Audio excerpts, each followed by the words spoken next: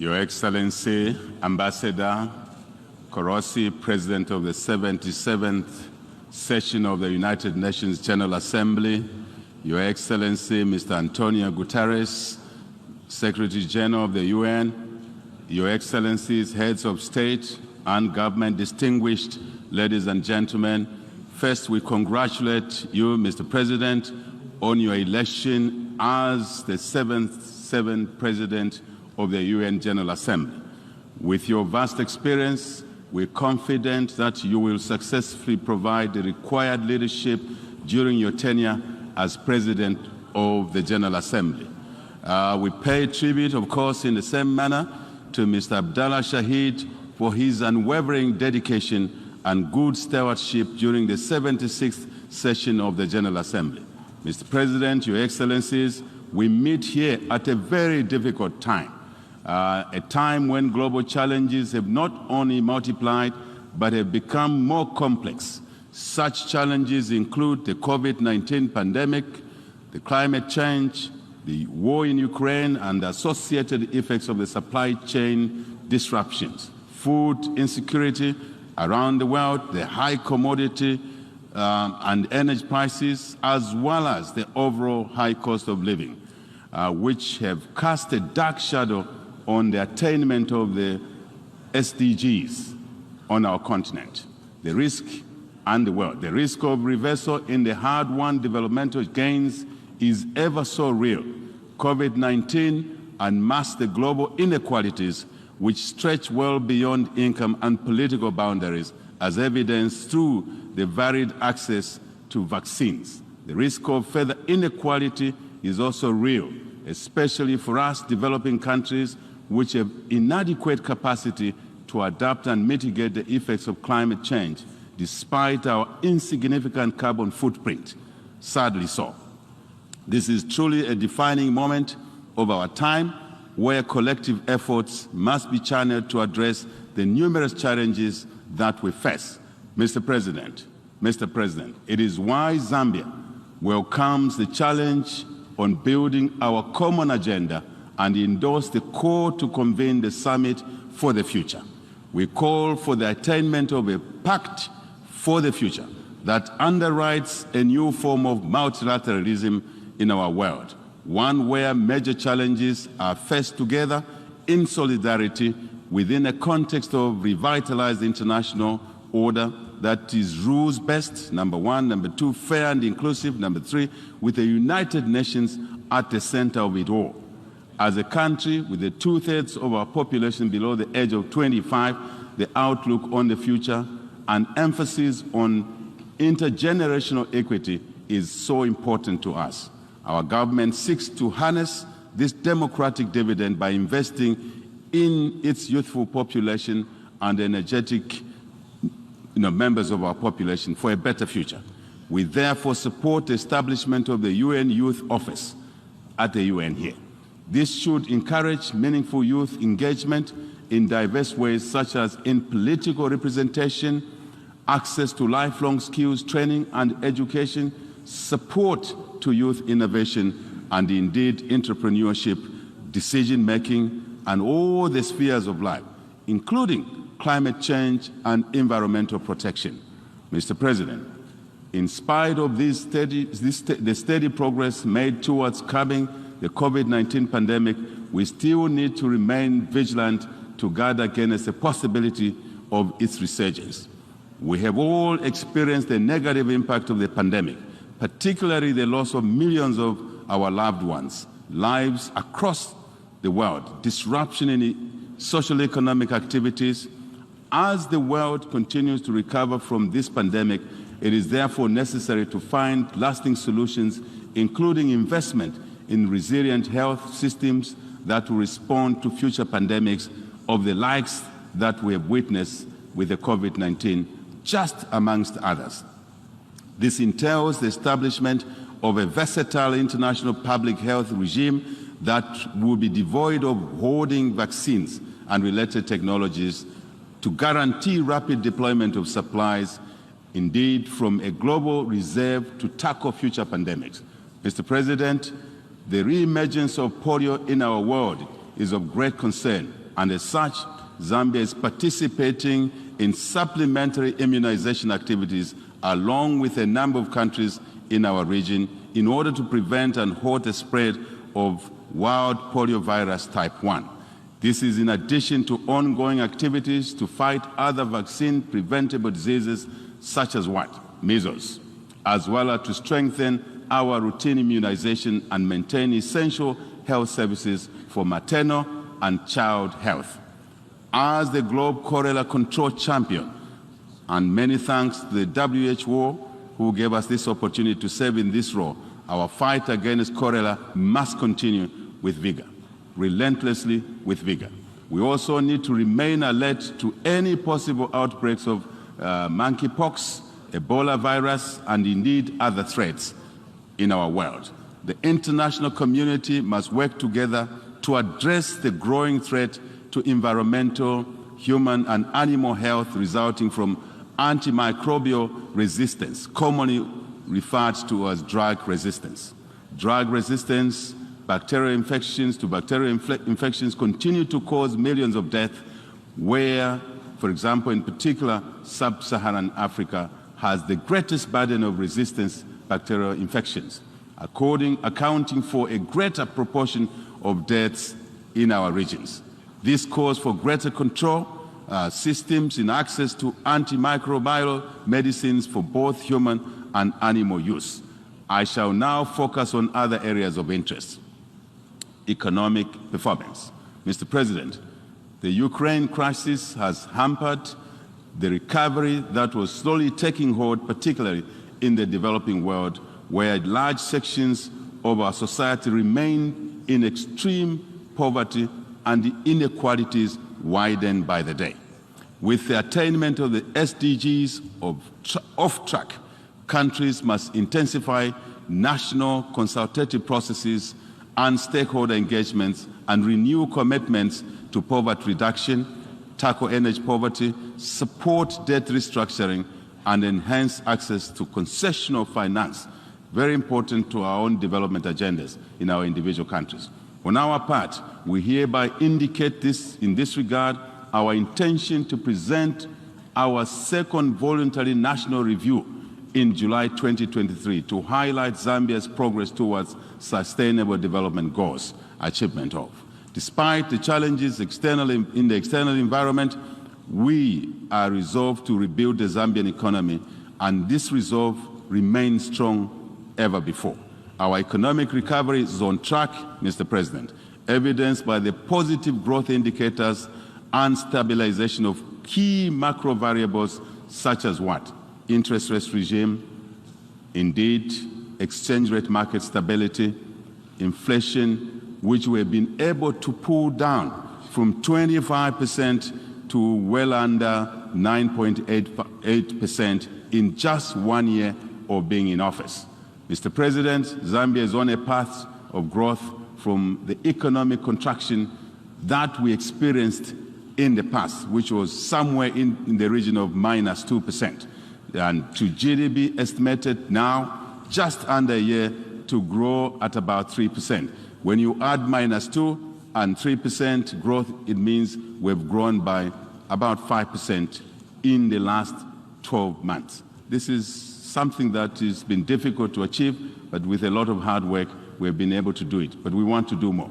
Effectively, in terms of social economic benefits, our commitment to providing equal opportunities, especially for the young people, has been demonstrated by the introduction of free primary and secondary education, as we believe that education is the best equalizer. Education is the best investment. Education is the best inheritance without doubt. Consistent with our pledge to invest in human capital, we have recruited over 30,000 teachers, 11,000 health workers in 2022 alone. We are decentralizing, Mr. President, our service delivery and have increased the allocation of Constituency Development Fund by over 1,000 percentage points in our first budget in office, just the beginning. Expenditure of these funds at community level is meant to ensure inclusive and sustainable economic growth that will support SME development and employment creation across all our 10 provinces, 156 constituencies in our country.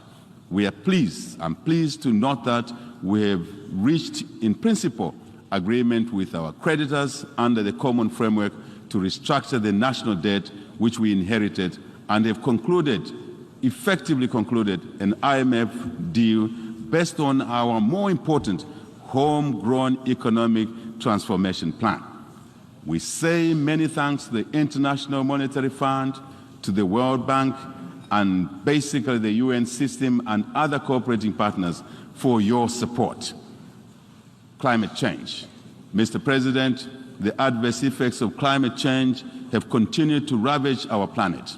In addressing the emerging global crisis on climate change, allow me to cite a situation in Zambia where recently one half of our country experienced total crop failure due to extreme drought, and another half of our country experienced floods in one season. This is obviously not normal.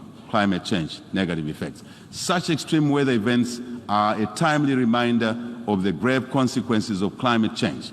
We therefore need robust solutions and cohesion in our approach at the global and regional levels to address effects of climate change, without doubt.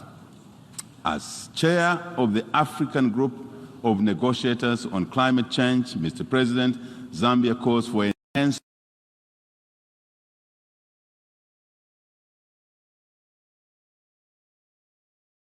with limited resources to mitigate, indeed, to adapt to the effects of and negative climate change issues. Zambia has mainstreamed the green growth and climate change, proofing it in the current National Development Plan, which has articulated broad policy measures on transitioning Zambia into a climate resilient and inclusive green economy over time. 3, gender. Mr. President, Zambia has continued to build on the efforts of attaining gender equality and inclusivity in various sectors of our society.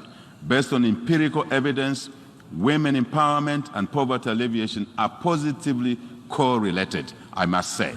It is therefore imperative that we dedicate corresponding efforts to ensure that gender disparities are curtailed at all levels.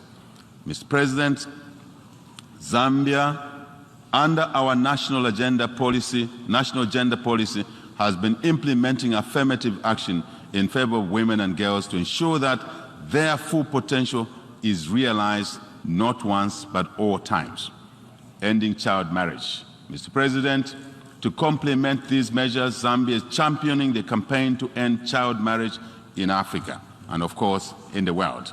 In the same vein, we are proud to inform this Assembly that this morning, Zambia, Canada, and other cooperating partners held a side event to galvanize support and review commitment from the international community towards ending child early forced marriages. With the assurances made during this event, we are hopeful that we shall be able to achieve the Sustainable Development Goal of Gender Equality, Target 5.3 in our programming that aims at eliminating this harmful practice, without doubt. International peace, security, and stability. Mr. President, the world at large has grappled with growing instability and insecurity within the last year, and the effects have been felt by millions of people around the world as lives and indeed livelihoods have been lost across the world. Zambia believes that without peace and stability, our joint developmental efforts are in vain, totally in vain. As such, we are committed to remain strong advocates of peace and stability in Southern Africa and the entire African continent and the world over. Our guiding principle is that instability, Mr. President, anywhere is instability everywhere. This reminds us that ending war and conflict is not only the responsibility of those that are directly involved in the conflict, but it's a shared obligation of every global citizen and indeed every nation. I mean all of us without exception, Mr. President. We cannot afford to allow instability to derail our programs, noble programs to better the lives of our people. We therefore take this matter seriously and shall continue to actively participate in efforts to restore peace in all the troubled regions of our global village. As the incoming chair of the SADC organ on politics, defense, security cooperation, Zambia prioritizes the restoration of peace and stability in our own country, to start with, and the region. As it is said, Mr. President, charity begins at home. At the continental level, Zambia remains engaged and committed to the efforts of the African Union, the fuel, fertilizer, and other key commodities. War in any part of the world, Mr. President, has a damaging effect on economic activity, which derails our collective fight against poverty and hunger. Mr. President, a few months of war can erase decades of progress. I shall repeat this. A few months of war can erase decades of progress. And I think we need to take note of this. We therefore categorically condemn war anyway, and we continue to urge all parties involved to pursue diplomatic solutions to conflict resolution. On let me repeat, our UN, and I want to emphasize this, our UN should continue with its peace efforts in this particular conflict, and your efforts, Mr. President, our collective efforts are well recognized, and thank you for that. UN reforms. Mr. President, we wish to stress that global ambitions toward peace and security largely depend on the effectiveness of the United Nations Security Council. The inadequacies of the current structure of the Security Council, however, have become increasingly pronounced, with ceding of decision-making on matters of global peace and security to the General Assembly that otherwise would have been its preserve. That's a preserve of the Security Council. But this burden is now pushed to the General Assembly. I think this is not correct. This brings to the fore the need for the long overdue reforms of the UN Security Council. We appreciate the call from President Biden for greater inclusivity in the Security Council. We therefore continue to advance the African common position as espoused in the Ezelwyn Consensus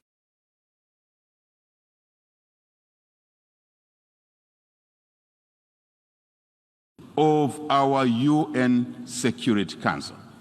In conclusion, Mr. President, we wish to reaffirm Zambia's commitment to the fundamental principles which the United Nations was founded upon, which safeguard our shared future, indeed of peace, prosperity for all nations, not for some nations, I shall emphasize, but peace and stability and prosperity for all nations. Mr. President, I thank you for your kind attention. On behalf of the Assembly, I wish to thank the President of the Republic of Zambia for the statement just made, and I request